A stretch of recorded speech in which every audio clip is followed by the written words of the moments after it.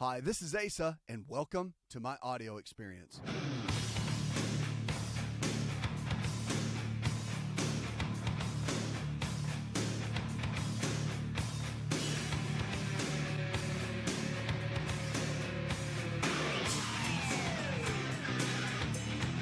What's a new prescription for a new you, America? Let's kick it off and go with Sandra. Hi, Sandra. Welcome to the show.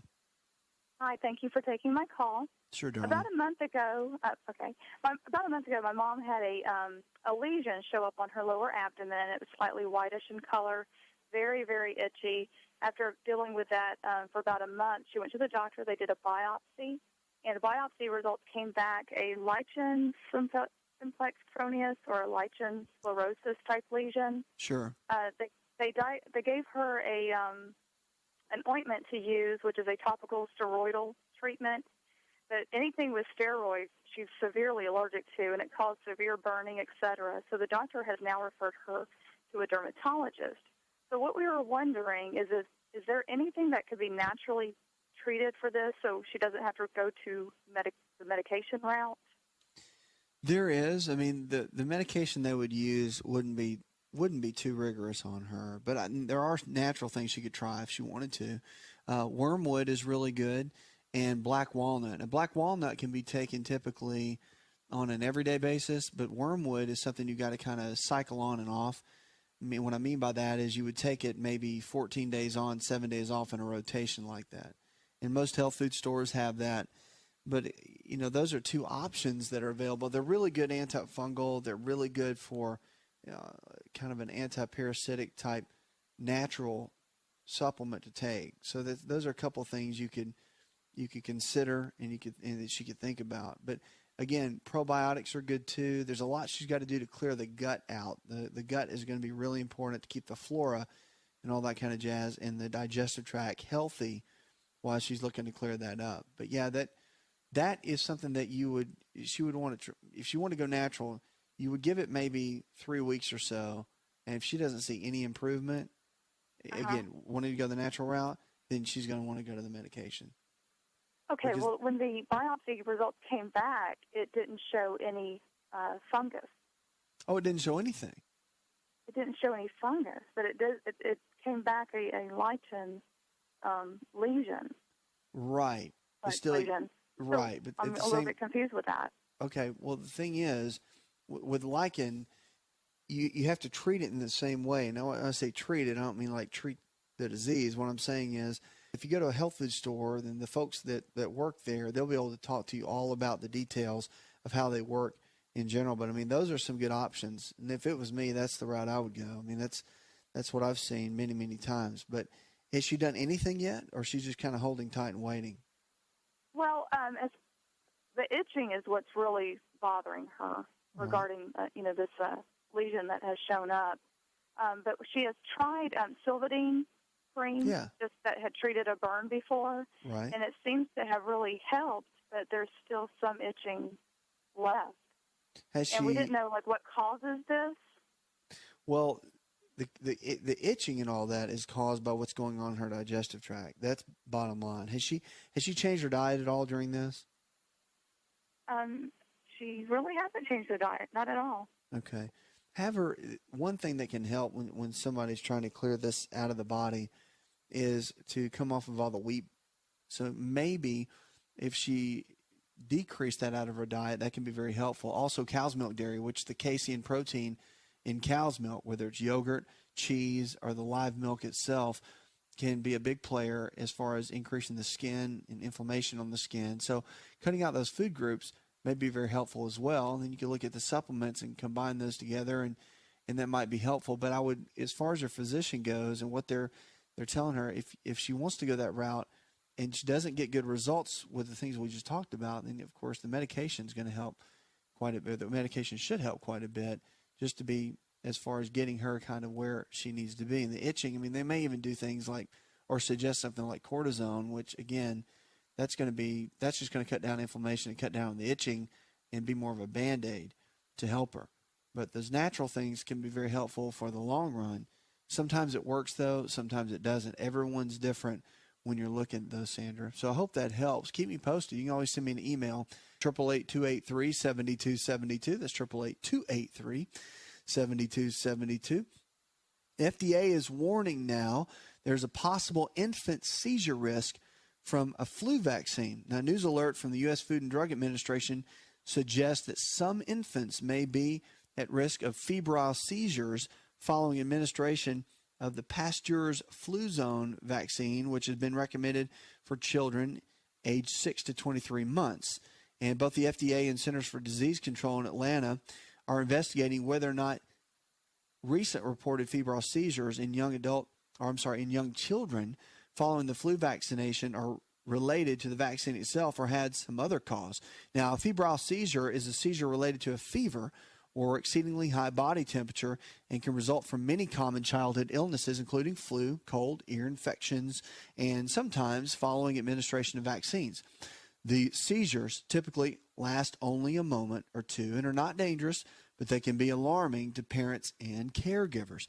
The Vaccine Adverse Event Reporting System had noted 42 cases of febrile seizure following the Fluzone vaccination. The FDA has not seen an increase in the reports people older than 2 years of age. FDA spokeswoman Shelley Burgess told AOL Health, now approximately 1 in 25 young children will have at least one febrile seizure, usually between 6 months and 5 years of age. Burgess adds that the peak age for the seizures are between 18 and 24 months and re-emphasize that the seizures are not serious and generally only last a minute or two. She said there's not yet clear link between the Fluzone vaccine and the seizures, but that FDA and the CDC are still investigating. So a lot going on with seizures and a lot going on with kids today and the vaccines. It's a big controversy of whether or not to vaccinate your kids. And I always say, because people ask me this all the time, and they want to know my opinion. My opinion is that, first of all, it's between the parent and the child and the physician. And you just need to do your research and make your own decision. Now, are vaccines good or are they bad? Well, there's a case for both. And in some cases, the vaccines are very, very good. And obviously, that's why we have them, because they can be very protective to the body. But in the past, we've known there have been some chemicals in there like mercury and things that people have been concerned about. So you just have to do your own research. They're not meant to harm you, but you have to make a decision whether you want that for your child or not. So do the research, do the studying. Don't just take my thoughts or a physician's thought, like your pediatrician, just because they say you should do it. Do your own research so you can make your own educated decision.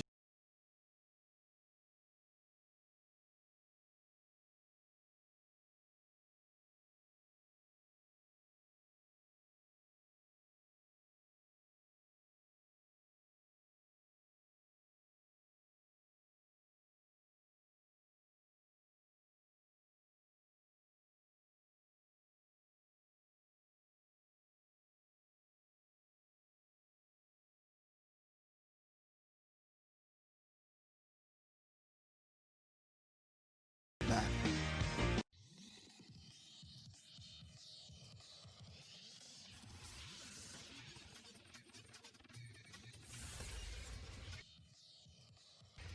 To find out more, connect with On Call Radio online at InShapeNetwork.com.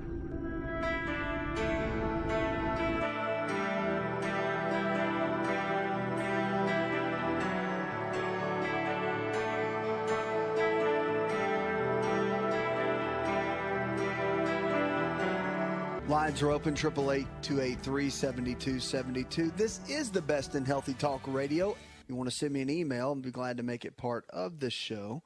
But what are you doing right now to make your health really great? Have you made some new resolutions? That's not the deal. The deal is to set some goals for yourself, to make sure that you're getting into a place where you're ready to make those extra new steps, to drop 5 or 10 pounds, or to do things to make your mental clarity better, to eat a better diet, to exercise more, to get better rest, going to bed a little bit earlier each night so that your hormones and things can kick in and they can recover and it can help your body function at a higher level. In my book, Empowering Your Health, I talk a lot about all these different kind of things, and it's a real good roadmap really for health from A to Z, how to go from where you are in your current state of health to where you need to be. And right now, we're going to kick it off and go with Sarah. Hi, Sarah. Welcome to the show, darling. How can I help?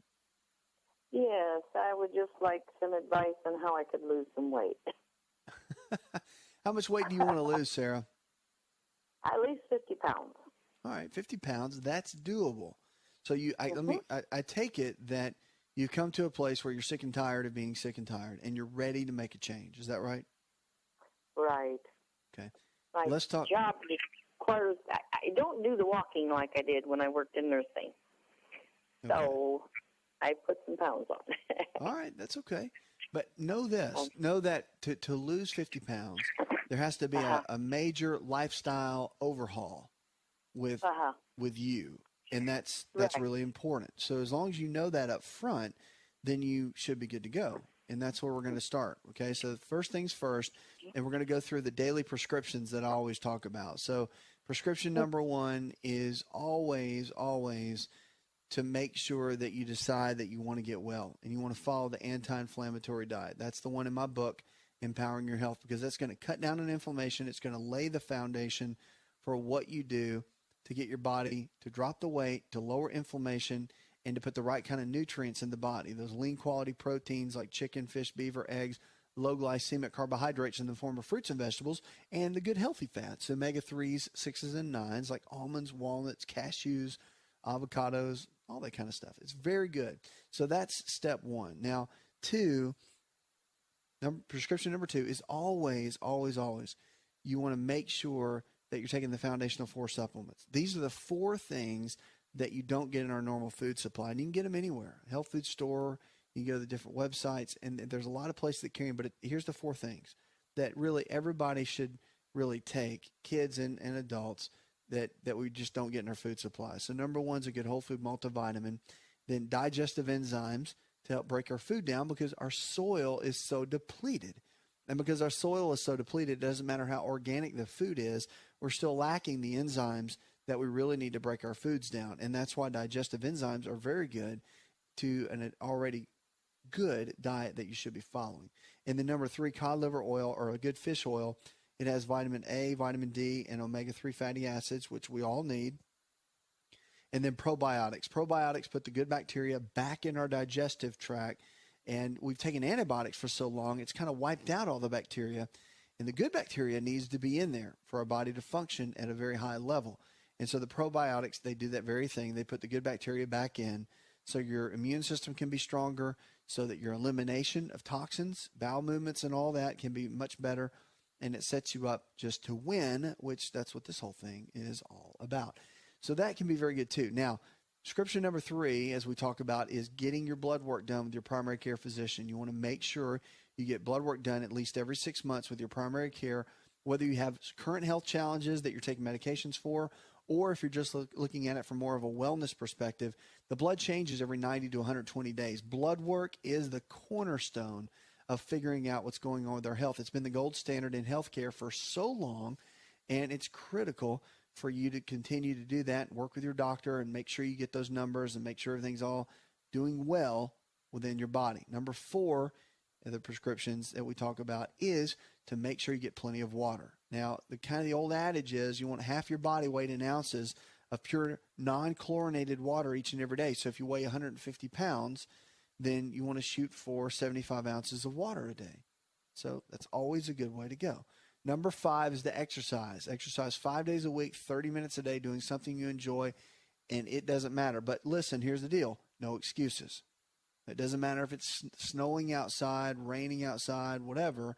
You got to make it happen. If you can't get to a gym and you don't have a treadmill at home or a bicycle at home, then you have some videos, have some backup, have some things that you know you can get a 30-minute workout in that day and get the body moving so you can stay on target and stay on track, keep your body where it needs to be.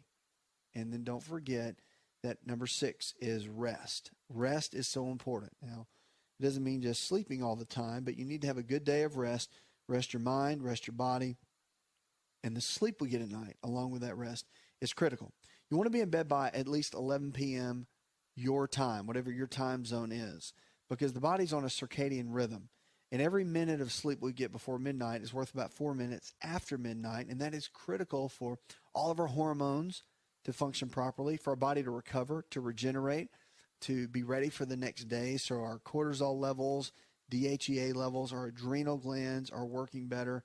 I could just go on and on and on about how powerful sleep is. But it is, and it's something that we need to focus on a regular basis. So that's daily prescription number 6. And number 7 is have a very good, trusted primary care physician that you really believe in and that believes in you, that you're not scared or intimidated by, that you can go up and lay things out for them about how to get your body healthier, and they'll listen to you. If you want to try natural things, they'll listen to you. If you want to lower medications, they'll work with you. So they're there to guide you. They're not there to lord over you. There's a big difference, and you want to make sure you find someone that you can trust in that arena. Get a blood test, though, done for leptin. Leptin is a big marker for losing weight and fat loss. Make sure they're checking your thyroid gland and a host of other growth hormone, pituitary gland, the list goes on and on. You just want to get with a good doctor that can check plenty of blood work and figure out exactly where your body is so you can come up with a game plan. But follow those prescriptions. Those are some good basic foundational principles to help you get to the goals that you're looking for.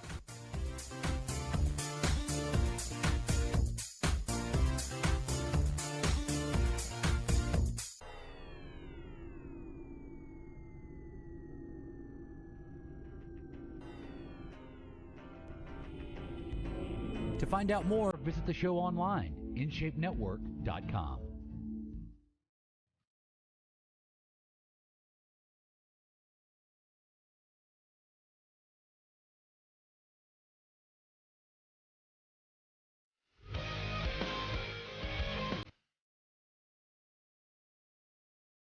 Triple 828-283-7272. Great information for your health and for your life there. You can sign up for our Facebook and Twitter. You can also join there. Links get you over in the social media world. All kinds of specials, too. What are you struggling with? You want to talk about your health? We want to talk about it with you. And the amazing thing is our health really is our greatest wealth. And when you talk to people, there's everything going on within their lives. And it's amazing with the stress and with family and with work responsibilities. But we tend to let our health kind of fall to the bottom of the pile. And we end up not taking care of it for a period of time until maybe you get into your late 40s or something, and something begins to break down. And then, of course, you're having symptoms. And then, of course, you go to your doctor. And then the big red flag goes up and you're like, oh, my goodness, now I've got diabetes. Now I've got high blood pressure. Now I have high cholesterol. And you're like, well, how did this happen? What do I do? And there's a lot of things you can do. And on this show, that's what we want to do. We want to empower you to make good decisions, empower you with information, and empower you, and equip you so that you can live the life and the freedom that you deserve, because you do deserve to live in great health. And if you can make good decisions so that your body can regenerate every single day, new cells can form, old cells can go away, the bad cells can die off, and the new cells form, then you can get a brand new body in so many ways and start functioning at a high level. And just know this, there's always hope to get your health back, and there's always hope to maintain and attain the extraordinary health that we always talk about here on the show. Right now, we're going to go to Rex. Hi, Rex. Welcome to the show. Good evening. With your last caller there, I've already received a lot of information about the question I was about to ask you. Anyway, long story short. Yeah, go ahead. I'm a 62-year-old white male that retired from the military in 1994. And when I retired from the military, I weighed 225 pounds. Okay. And since that time, I've picked up about 50 pounds. And I've been seeing the same primary care provider for about the last 17 years. And he wasn't pushing me on my weight, but I finally had a serious discussion with him. And basically, he told me, he said, well, you've been gaining 3 pounds a year since your military retirement. And he said, if you keep that up, it's not good. So, and I walk about 4.5 miles, about 5 days a week, and I do the body blade. I don't know if you know anything about the body blade, but it's a great tool to flex and stress muscles. And that's right. But the second week I went back, they did a ketosis exam of my urine, and they said that my ketosis state was too high, that I needed to drink more fluid. And then they upped my calorie count to 1150 with 25 carbohydrates. The 25 carbohydrates killed me. I wasn't feeling good. I wasn't having regular bowel movements. Yeah, that'll and happen. so when I went back this time, they upped my carbohydrates to 40, and they upped my calories to 1,200. I feel so much better, but what they told me was not to expect to lose, and they wanted me to lose about 4 pounds a week. They said, you're probably not going to lose 4 pounds a week, but you should lose at least 2 pounds a week. And I don't think I'm going to have a problem doing that, but my question is, how much more can my body tolerate? That's my concern. Tolerate as far as the amount of calories you can eat, or tolerate as far as weight keep loss? this program up. I mean, 1,200 calories a day at 40 carbs, that's a pretty aggressive program. And I don't know, medically speaking, how long should I keep that up? I mean, it's not going to be a, forever and ever type thing. Your body won't sustain it, I don't think. And I know that my eating habits have to change for the rest of my life. I accept that. But, I feel so much better now on a 1,200 calorie and 40 carbohydrates. And sometimes, I may hit 50 carbohydrates a day. But I can stay under the 1,200 easily. And I just wanted to know what you're, medically speaking, is that wise thing to do? I think that you've got good medical. But you know what I'm saying? At some point, I gotta quit focusing on losing the weight. Let me stop you right there. From a medical perspective, it sounds like you've got a good team. So they've got you covered on that end. If you're asking my thoughts, I think that as far as 40 carbohydrates, I think counting the carbohydrates, you don't want to get too much hung up on that. It's because what's going to happen is you don't want your life to be run by that. But portion sizes and that sort of thing, I think for the longer term is going to be good. You've already dropped 21 pounds. That's great. I mean, what is your goal? How much more weight do you want to drop? Yeah. My question is, do you think 40 carbohydrates is unrealistic? I think for the short term it would be okay, but I think for the long term it's too low, because your brain functions on glucose, and the reason you don't feel good and your body has a process called gluconeogenesis, where it will, when you go into ketosis, it will use other things like proteins, and it will turn the proteins into glucose for your brain to be able to function. So your body has its own self-preservation mechanism in there to make that happen. But as far as 40 carbohydrates for the long term, I think that's too low. But that's my thought. Again, you got to go with what the team you've kind of hired, so to speak, that's helping you through that. But that's why when I wrote my book, Empowering Your Health, that's why I put in there the anti-inflammatory diet. I believe in, and from what we've seen, the research I've done, that when everything's equal amounts of lean proteins and low glycemic carbs and the healthy fats, when you're eating those in a combination ratio, meaning that you're not eating a ton of protein and just a little bit of carbohydrate, everything's in balance. When you do that, the weight loss, usually on average, if somebody really needs to lose weight, usually the weight loss is usually around usually about 28 pounds to 30 pounds in a 90-day, about a 60-day period. And of course, results vary. That is true. But at the same time, the body's pretty amazing in how it responds, but it always wants to be in balance. So granted, you didn't gain a bunch of weight because you weren't eating. You gained a bunch of weight because you were eating. And so your habits need to change, just like you talked about.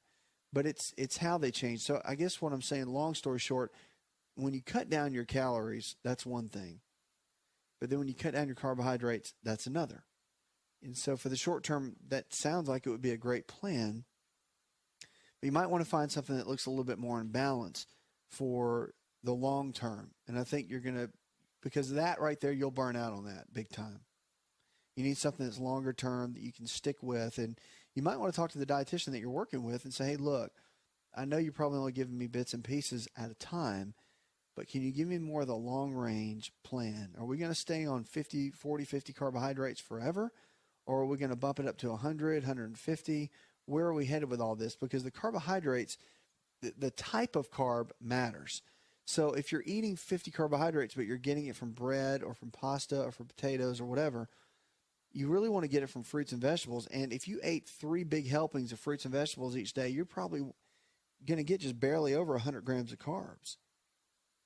And even that's not going to be too much. That's not going to put a bunch of weight on you, especially if you're exercising. Exercising is a key. You just got to be consistent with it. A lot of people will either over-exercise or they'll exercise a little bit, just a couple of days a week, and it's not really enough to stimulate what you need to as far as burning calories and dropping body fat and the whole nine. So, I mean, it sounds like you're on a good game plan. Again, short-term, something radical like that, no big deal. I mean, you've seen the results. You dropped the weight. But you want to make sure that you can live a reasonably common sense life that is not just completely restrictive in every way.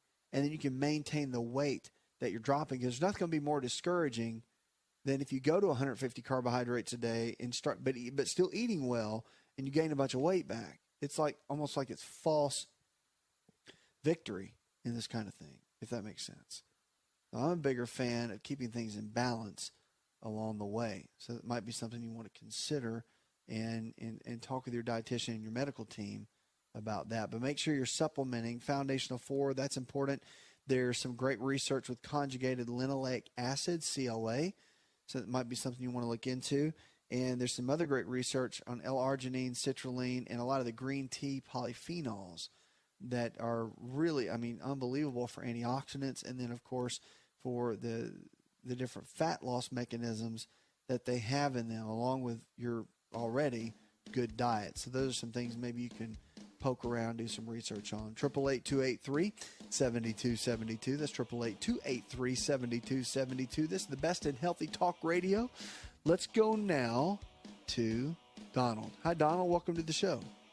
Hi. Good to talk with you, man. You too. I listen to you every night, and I told my fiance, I said I want to try to talk to him, and I'm way over here. I'm way down Georgia. Well, good, man. It's great to talk with you. What can I do to help? I got some bone spurs in my neck and arthritis in my neck. I got arthritis in my joints, and I went to my rheumatologist, and he's told me that they checked me for rheumatoid arthritis, and I didn't have it, but the way I hurt all in my body, he told me I had the forms of fibromyalgia. Okay. And so you want to know, or you just want to tell me? I'll tell you what, let's do this. Let me go into this commercial break, and then when we come out, we'll talk about arthritis, we'll talk about fibromyalgia, we'll talk about the difference between the two, we'll talk about the symptoms that you have, and let me kind of get a gauge on where things are going, and then we can kind of compare the opinions of your physicians, and then maybe come up with a game plan that can help in your situation. Don't go anywhere.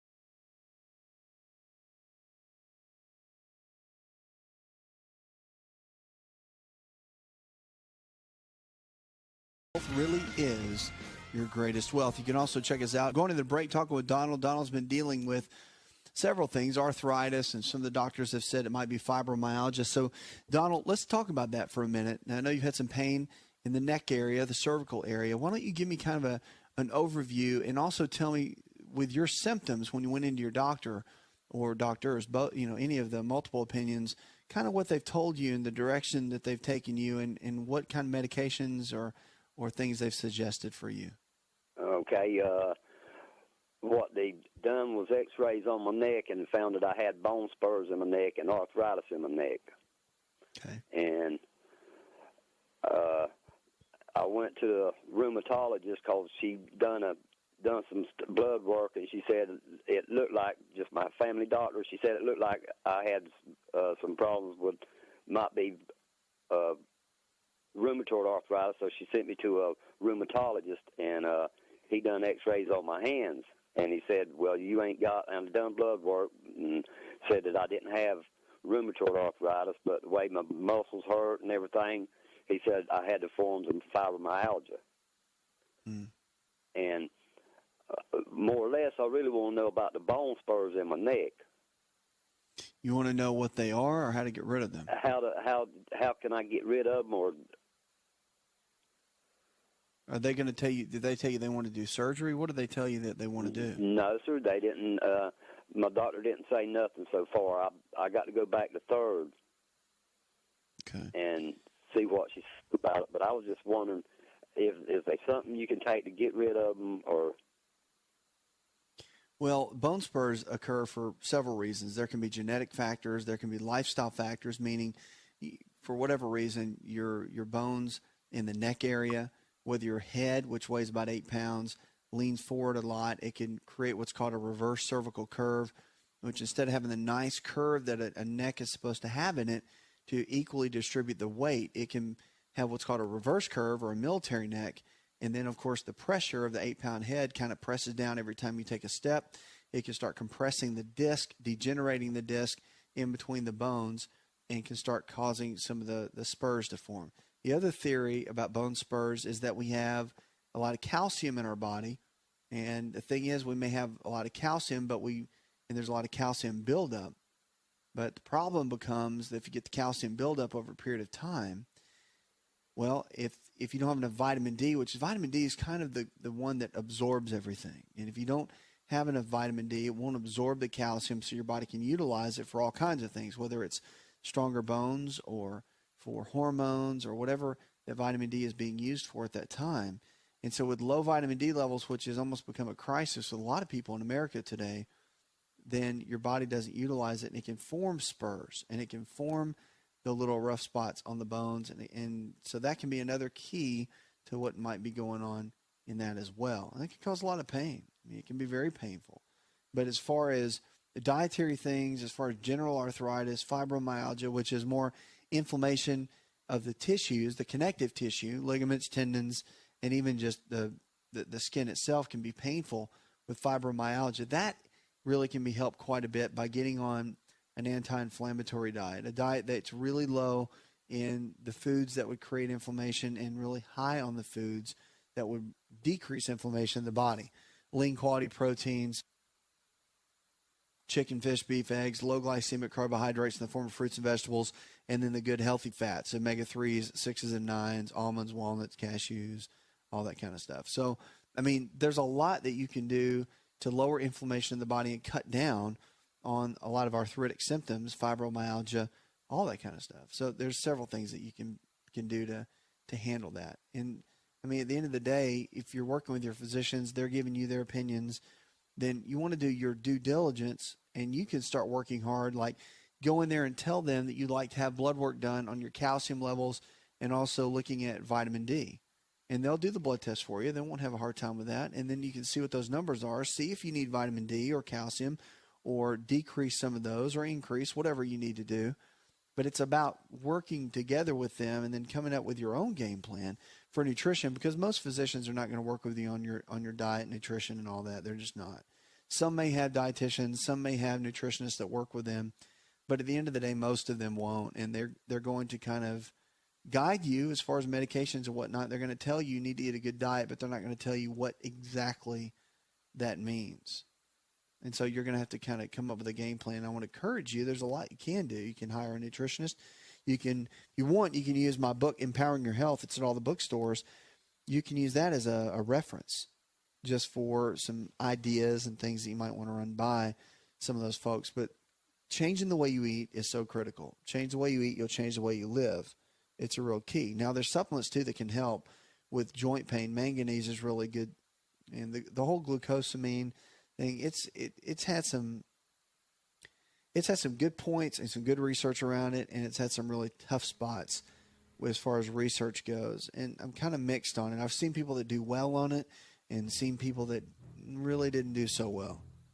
So you kind of want to fill that out on your own. If you're allergic to sulfur at all, it is a sulfate-based supplement, and it might be something you want to be careful with. Sometimes people have reactions with those, but I would definitely go get another opinion.